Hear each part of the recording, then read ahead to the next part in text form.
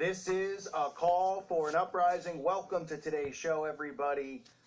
Boy, oh boy. I mean, just when you think you've heard it all, now we have David Rockefeller, the walking, talking corpse that he is, has underwent his 7th open heart transplant. His 7th.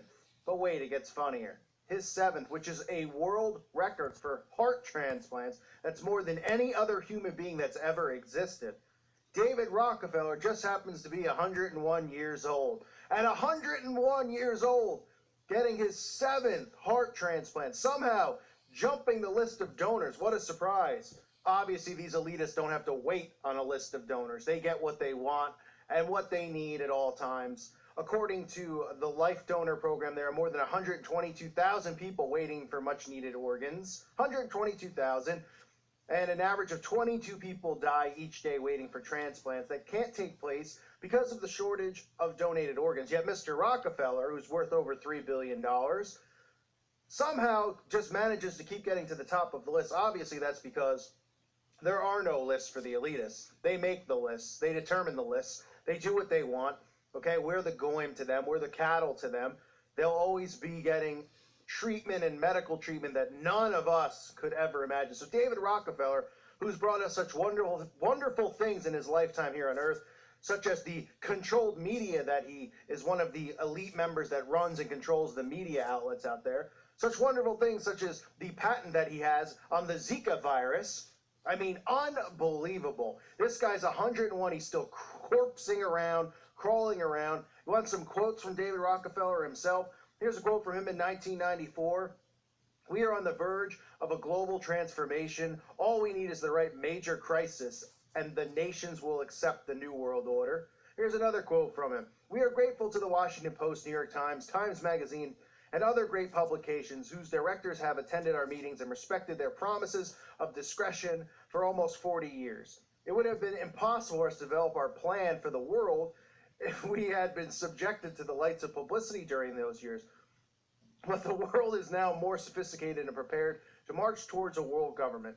Here's another quote from the Crypt Keeper, David Rockefeller. "Some even believe we are part of a secret cabal working against the best interests of the United States, characterizing my family and me as internationalists, and of conspiring with others around the world to build a more integrated global political and economic structure.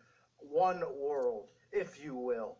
If that is the charge, I stand guilty, and I'm proud of it." So this corpse, this old hag that just continues to live on, he continues to defy Father Time through technological advancements, through getting to the top of donor lists. And like I've said over and over, these elitists, like him, like Henry Kissinger, like George Bush Sr., like Queen Elizabeth, all of these old hags who still, a lot of them, are in power, still have positions of power. You have Henry Kissinger still out there doing things, you know. It's unbelievable. But still, these people in their upper 90s just don't seem to get sick like the rest of us. George Bush Sr. jumping out of airplanes at 95.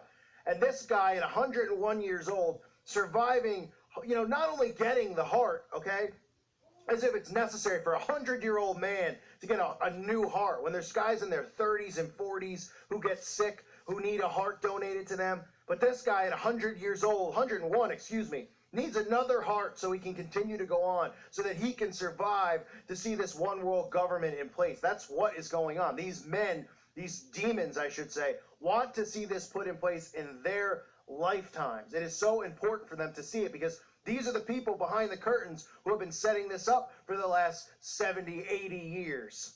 And like I've said before, the capability is out there to survive cancer, to be cured of cancer, to be cured of any of these diseases.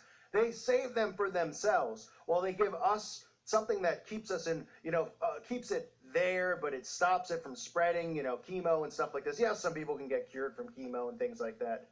But these people just live into, you know, to be 100 years old. Jimmy Carter's getting inoperable brain. He has brain cancer. He's getting that operated on at 92 or whatever he is in his 90s, getting that reversed. It's unbelievable. And people out there, they should be angry about this, because they should be saying, how is this old fart getting to the top of this donor list at 101 when there's people in their 30s and 40s who are new fathers, new parents, or suffering, who get sick, who need this, need the heart transplant, that aren't getting to the top of the list. Not just because he's got billions of dollars. It's not just because of that. It's because they do what they want. They get what they want. And don't think for 1 second, that they don't hunt down people and murder them for their organs. Don't think for 1 second that the cabal out there, these Jesuits, all of these guys, you don't think that for 1 second that they can't find a guy who's got a match of a heart, who might have went to the doctor, and they would just hunt him down and kill him and take his heart?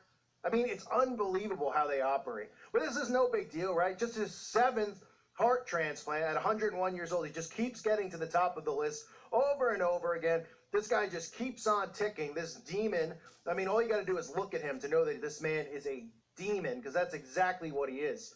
This is a man who patented the Zika virus, okay? Patented it.